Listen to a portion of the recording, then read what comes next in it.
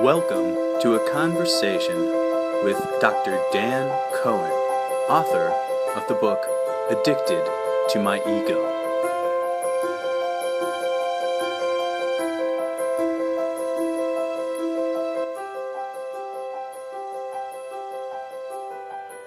So, as a physical therapist, I know a lot of neurologists, and I would not expect them to be writing a book about this topic. What does a brain doctor have to say about spirituality and addiction? It's a great question. I don't know any of my neurologic colleagues who would write a book like this, but then again, I had an interest early in my life regarding spirituality and psychology, and I actually backed into neurology because I wanted to understand the brain and what it did.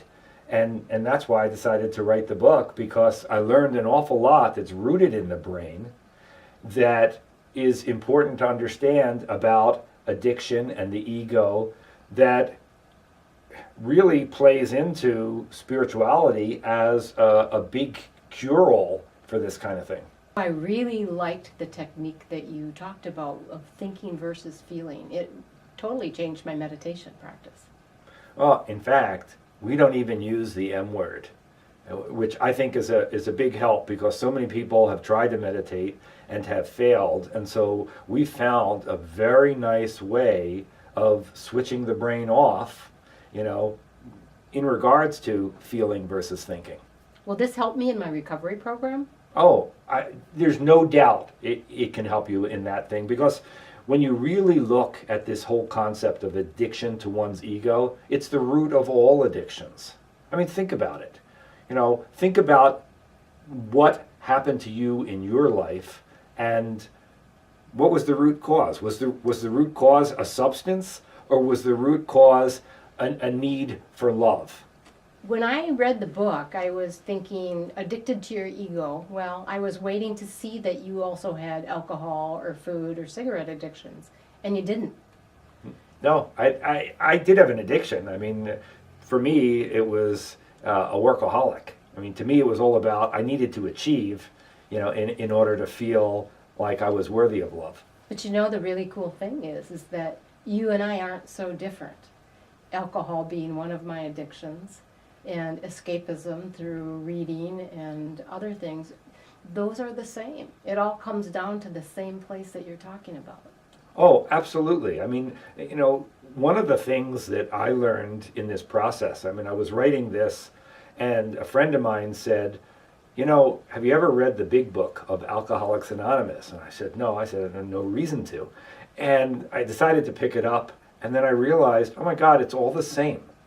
And the fundamental problem is addiction to our ego.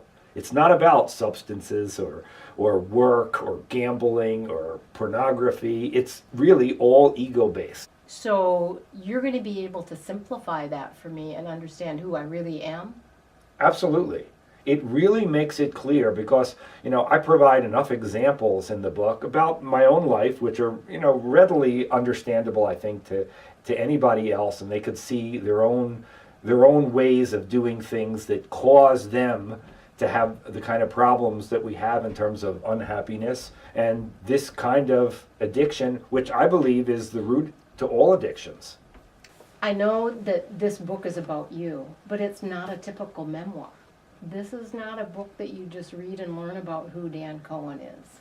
This is a book that made me work, and I got to use things that you put in this book that allowed me to grow. How did you think about coming up with that format? Well, it was actually written with that in mind. It wasn't really my idea to write a story about myself. I wanted to write something, that would be helpful to other people.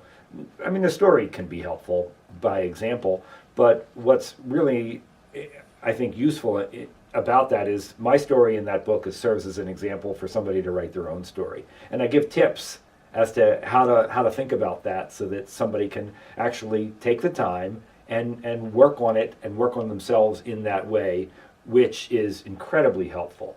But I also wanted to write a number of chapters and lots of questions, so that people could use the book in a workbook-like way to further themselves, in terms of their personal development or spirituality. I'm trying to help people recognize and become truly their authentic self, as opposed to being stuck at an ego-identified level. And so the questions are really designed to separate the two so that you authentically can clearly see your ego so that you don't have to be stuck at that level. It was a really fabulous process, because when I started to when I ended was a huge difference in terms of how I felt about myself and how I perceived the world. With mindfulness, they say name it, notice it, name it, and not judge it. But you have a much more in-depth way of handling that, which I think is powerful.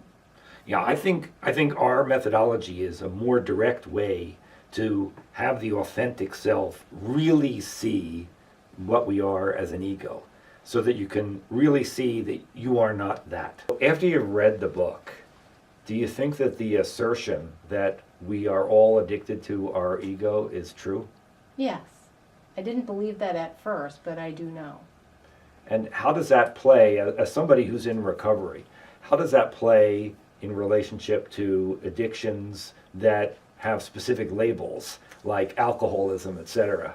Well, I'm going to have to tell you, it has changed my entire perception of addiction. Addicted to My Ego by Dr. Dan Cohen, available now on Amazon.com. To learn more, visit us at addictedtomyego.com.